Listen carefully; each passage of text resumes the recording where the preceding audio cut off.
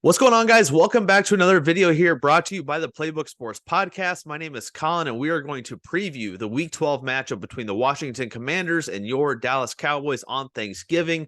Cannot wait. Happy Thanksgiving to everybody first and foremost. Don't know when you're watching this video. I'm recording it on Tuesday night. If you're watching it Thursday, happy Thanksgiving. Make sure to tell somebody how much you appreciate everything they do for you and to make them feel appreciated on Thanksgiving. Make someone feel thankful. Come on. Tell 3 things you're thankful for. Be a good person.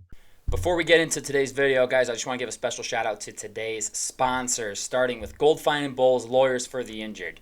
Personal injury, workers' compensation, those are their 2 things, but any sort of legal advice, they're the people to call. Give them a phone call, 309-673-5144. Tell them we sent you, okay? And I'd also like to shout out SeatGeek for sponsoring today's video as well. Use promo code PlaybookSports on their website to get $20 off your first purchase of $30 or more. Let's get back to the video. All right, so let's talk about this game here. Washington's coming off an ugly loss at home to the New York Giants. Tommy DeVito, great game, 3 passing touchdowns. Who saw that coming? Look at the Dallas Cowboys. They took care of business as we all knew they would and should in Carolina against the Panthers, as bad as they have been this season. So getting this game, let's talk about some team statistics here. We'll start with the Washington Commanders, the road team. They're averaging just over 21 a game on offense, or just as a team, 21.5 points per game. They're only 37.3% third down offensively, so not great, not awful, kind of middle of the pack on third down offense. Here's the part where I think Dallas is going to get at them. Washington Commanders have allowed 51 sacks on offense. Their offensive line has not been good this year, maybe one of the worst in the league. Dallas might be able to feast on that Washington offensive line. Washington's averaging a little over 370 yards of total offense per game, which is really good, all things considered. And I don't know how they're not averaging more points per game with that production. Dallas Cowboys only have about 17 more yards of total offense, and they're averaging about 9 points per game more. I know some defense and special teams scoring affect those numbers. Looking at Washington, they've been pretty disciplined this year so far, only committing 5.5 penalties a game for about 42 yards. Their penalties have not hurt them. You look at Dallas years past on Thanksgiving, mostly the Oakland Raiders. I think the Raiders were still in Oakland at the time. They came to Dallas Thanksgiving, beat Dallas in overtime, but I think there's like 13 or 14 penalties on Dallas in that game. That was just killer. Washington's been pretty good. They're not going to give you many penalties, averaging under 6 per game. Washington minus 8 turnover differential for the Washington Commanders this year. That's where it's really got them, especially last week against the Giants. They had 6 turnovers committed to the Giants 0. And no matter how many yards you have, no matter how much time of possession you have, 6 turnovers, a minus 6 turnover differential in one game alone, you're going to lose that game 10 times out of 10. Minus 8 turnover differential on the year, not fantastic. So those are the team stats for the Washington Commanders. Let's get to the Dallas Cowboy team stats. 30.2 points per game. Another defensive score last week, DaRon Bland, tying an NFL record with 4 pick sixes in a single season.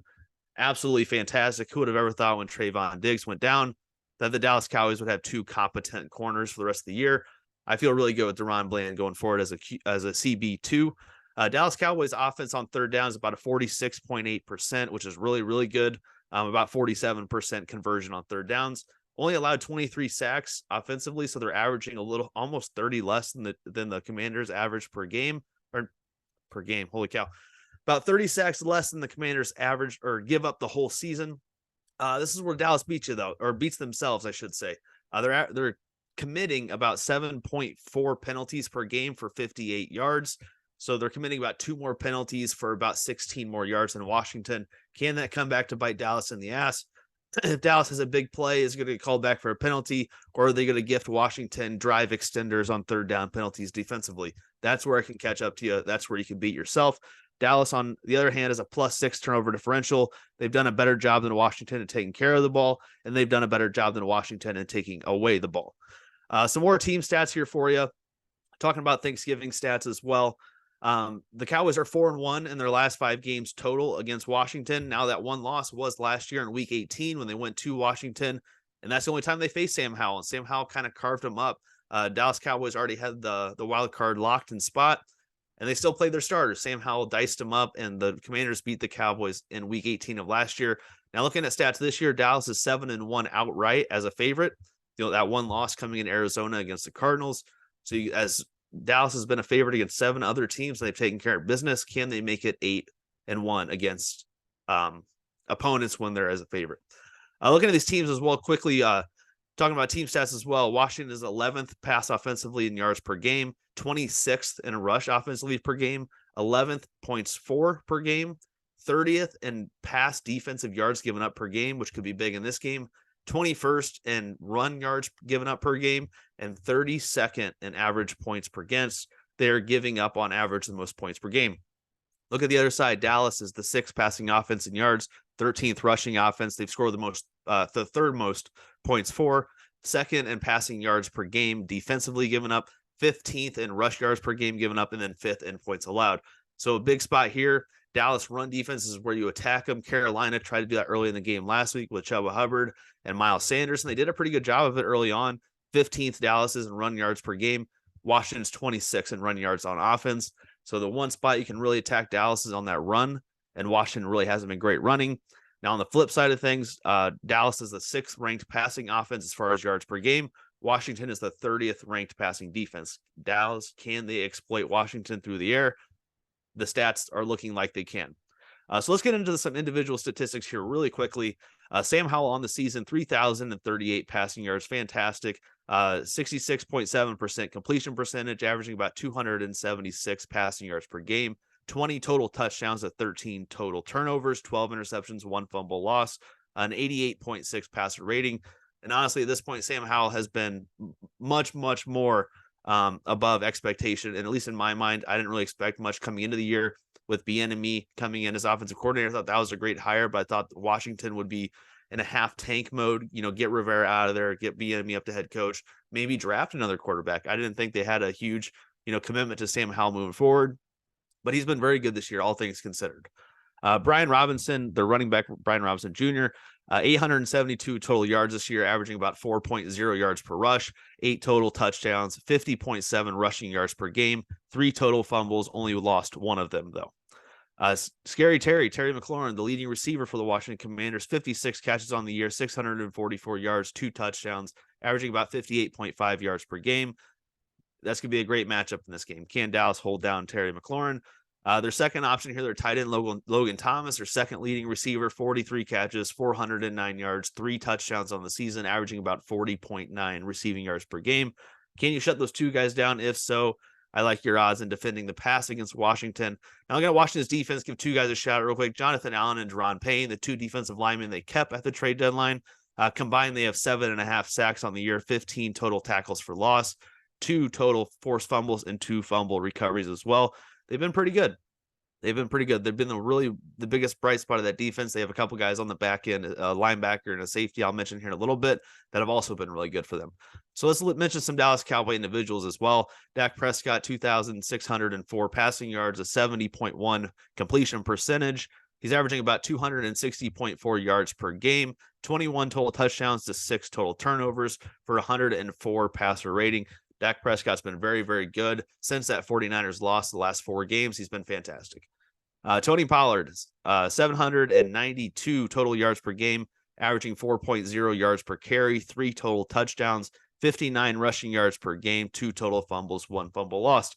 Looking at these 2 running backs, they're very similar. If you told me right now, blind rank these 2 running backs, I think I'd go with Brian Robinson having 5 more touchdowns. But they have about the same total yards per game. Brian Robinson just blows them out of the water with 8 touchdowns to 3 total touchdowns. CeeDee Lamb on the year, 74 catches, 1,013 yards, 6 total touchdowns, averaging about 101.3 yards per game receiving. He's been awesome, especially the last 4 games. It's crazy when Dak started, accelerating his play, CeeDee Lamb started as well.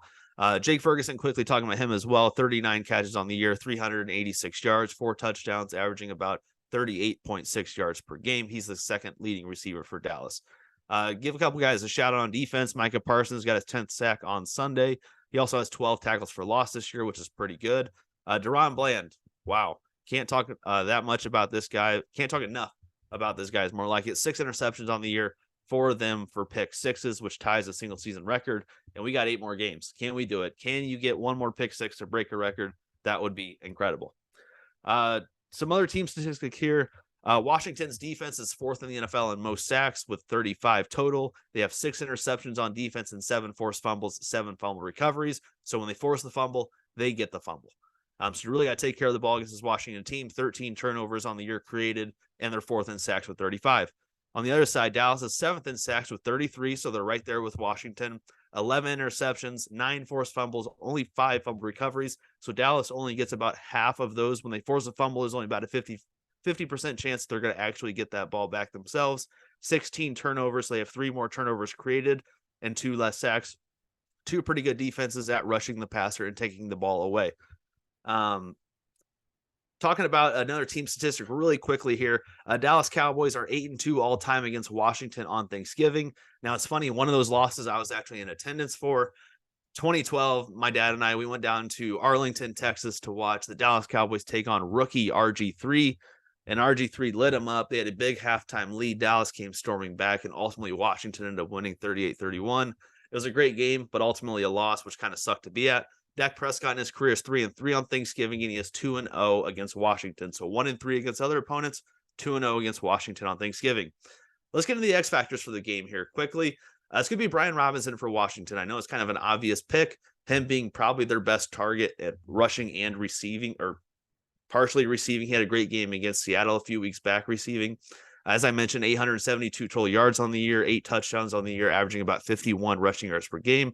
I mentioned, how do you attack this Dallas defense? They're 15th in rushing yards given up in the league. You got to attack Dallas on the ground and, just out physical them up front.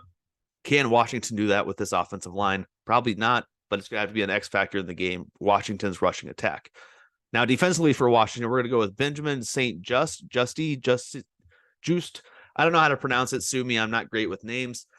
He's been their back end guy. He got targeted a lot against Washington. We saw his name a lot. 51 tackles on the season, 1 sack on the season, 15 passes defense. So he's been pretty good in pass coverage. 1 interception, 1 forced fumble as well. So those are the Washington Commanders X factor, 1 offense, 1 defense. For the Dallas Cowboys, it's going to be Michael Gallup. Only 27 catches on the year, 344 yards, 1 touchdown, only averaging 34.4 yards per game.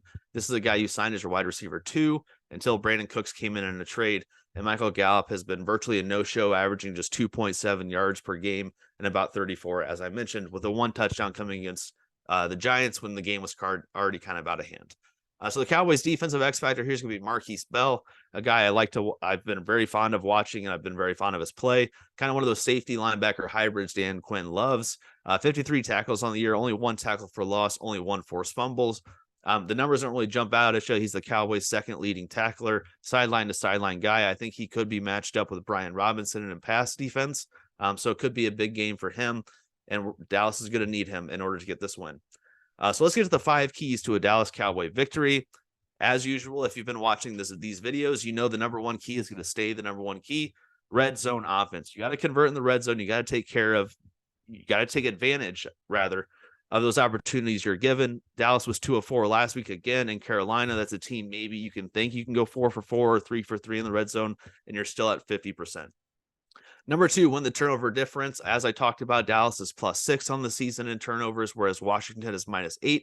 That could be an opportunity. You take the ball away a couple more times, and you set yourself up in short fields and take advantage of those short fields. Red zone offense and turnover differential go hand in hand. Turnover differential allows you to set up in short fields. Red zone offense allows you to convert those short fields. Win the turnover margin, convert in the red zone. Number 3, run the damn ball. We saw it last week against Carolina. They tried to get things going. Dak didn't have his best game of the year, only 189 passing yards, but he didn't need to have the biggest game. Dallas was up big. Their defense got a score. Start with the run game here against Washington. As I mentioned, Washington's run defense is 21st ranked. It's better than their pass defense for argument's sake, but Dallas, you need to start establishing the run. You can't rely on Dak Prescott in the pass all the time to beat you. At some point, you're going to play in a shitty weather game, and you're going to need the run game to get going. And if you have no confidence in it and it hasn't been going all year, why is it magically going to start in that one game? You got to establish it now, and you got to keep it going. Some sort of consistency in the run game is going to be big. Number 4 here, key to victory, is quarterback contain on Sam Howell. As I mentioned, Washington's offensive lines allowed over 50 sacks this year already through 11 games, which is kind of crazy. And Sam Howell's made a lot of plays, navigating the pocket. He has great footwork. He can get out of the pocket. He can run a little bit even. He has over 200 yards rushing and a couple of rushing touchdowns. You got to contain Sam Howell and make him uncomfortable in a collapsing pocket. Number 5 here, just spread the love offensively. You got CeeDee Lamb, you got Brandon Cooks, you got Jake Ferguson, you got Michael Gallup, you got Pollard, you got Dowdle, you got Schoonmaker. Just dabble all over. You don't have to zone in on CeeDee Lamb or Jake Ferguson. You can spread the love, Dak. That's when he's had the most success this year, is when he gets the confidence that he's just hitting every single target he has. So spread the love. It's Thanksgiving. Give thanks to all of your receivers and all of your quarterbacks. Let your loved ones know you love them, and your friends know you love them as well. Now let's get to the final verdict for the Dallas Cowboys Washington Commanders Thanksgiving game 2023. I have final verdict brought to you by Gold Fine and Bowls, by the way. Lawyers for the Injured. Check them out. We have their links all over the place, and they're great. Fantastic. Final verdict here. I have the Dallas Cowboys winning. Last week, I gave out 33-16 in Carolina against the Panthers, and it was 33-10. So I've been kind of on a hot streak with these. I was only 1 point off from the Eagles prediction. I don't feel great about this prediction. Give me Dallas 26, Washington 17. 26-17. Dallas comes out with a 9-point win. They will not cover the spread. The game goes slightly under. And let's get a win. Let's get a win. Let's not have me sweating out some meat sweats after Thanksgiving. Let's get a win, okay? Dallas, take what's given to you. You got to beat these opponents in front of you. I know it's a lose-lose. If you win, well, you still didn't really beat anybody. If you lose, well, you lost to a bad team. Take care of the business in front of you. Thank you guys for watching. Leave a comment down below. Leave a like on the video. Subscribe to our channel. Future videos coming out. Our picks video will be out here soon. Thank you so much. Take care. Happy Thanksgiving.